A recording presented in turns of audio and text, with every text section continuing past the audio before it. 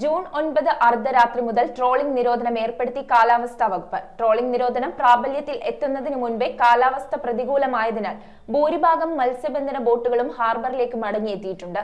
മത്സ്യബന്ധന മേഖലയിലെ പ്രതിസന്ധിയും ഏർപ്പെടുത്തേണ്ട ക്രമീകരണങ്ങളും ചർച്ച ചെയ്യാൻ അടിയന്തര യോഗം വിളിച്ചു ചേർക്കണമെന്ന് കേരള മത്സ്യത്തൊഴിലാളി ഐക്യവേദി സംസ്ഥാന പ്രസിഡന്റ് ചാൾസ് ജോർജ്.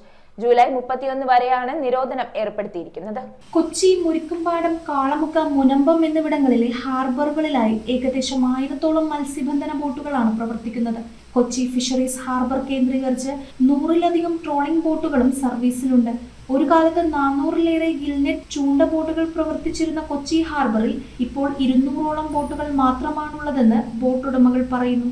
ട്രോളിംഗ് നിരോധന കാലയളവിൽ ഗിൽനെറ്റ് ബോട്ടുകൾ തമിഴ്നാട്ടിലെ തേങ്ങാപ്പട്ടണം ഉൾപ്പെടെയുള്ള കേന്ദ്രങ്ങളിലേക്ക് പോകുന്നതും പതിവാണ്. കഴിഞ്ഞ മത്സ്യബന്ധന സീസൺ പൊതുവെ മികച്ചതായിരുന്നെങ്കിലും ഡീസൽ വില വർധനയും ഡീസൽ ലഭ്യതയിലെ പ്രതിസന്ധിയും ബോട്ടുകളുടെ പ്രവർത്തനത്തെ പ്രതികൂലമായി ബാധിച്ചു. കൺസ്യൂമർ ഔട്ട്ലെറ്റുകളിൽ ഡീസലിന് ലിറ്ററിന് 145 രൂപയാണ് വില.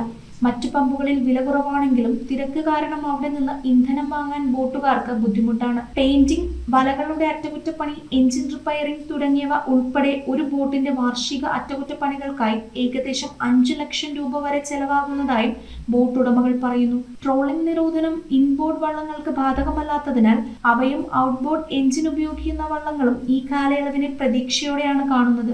ജില്ലയിൽ 55 ഇൻബോർഡ് വള്ളങ്ങളും 400 മുതൽ 500 വരെ ഔട്ട്ബോർഡ് വള്ളങ്ങളുമുണ്ട്. ഇവയിലായി 30,000-ത്തിലധികം തൊഴിലാളികളാണ് ജോലി ചെയ്യുന്നത്. നിരോധന കാലയളവിൽ ഫൈബർ വള്ളങ്ങൾ ഉപയോഗിച്ചുള്ള മത്സ്യബന്ധനം തടയണമെന്നും അടിത്തട്ടിലുള്ള അരണമീൻ, കിളിമീൻ തുടങ്ങിയവ പിടിക്കുന്നത് അനുവദിക്കരുതെന്നും federation of fishing boat and fishery industries of Kerala president Paul Rajan Mampilly, general secretary Joseph Xavier Kalappurackal എന്നിവർ ജില്ലാ കളക്ടറോട് ആവശ്യപ്പെട്ടു. മത്സ്യമേഖല നേരിടുന്ന പ്രതിസന്ധികളും ട്രോളിംഗ് നിരോധന കാലയളവിൽ ഏർപ്പെടുത്തേണ്ട ക്രമീകരണങ്ങളും ചർച്ച ചെയ്യുന്നതിനായി മത്സ്യമേഖലയിലെ എല്ലാ വിഭാഗങ്ങളുടെയും അടിയന്തര യോഗം വിളിച്ചു ചേർക്കണമെന്ന് കേരള മത്സ്യത്തൊഴിലാളി ഐക്യവേദി സംസ്ഥാന പ്രസിഡന്റ് ചാൾസ് ജോർജ് ആവശ്യപ്പെട്ടു. News bureau, Kochi. നിങ്ങളുടെ സ്വർണത്തിന് പരമാവധി മൂല്യം നേടൂ മുത്തൂറ്റ് ഫൈനാൻസിലൂടെ. ഇപ്പോൾ നിങ്ങൾക്ക് ലഭിക്കുന്നു സ്വർണ്ണവിലയുടെ 85% വരെ loan. Muthoot finance gold loan.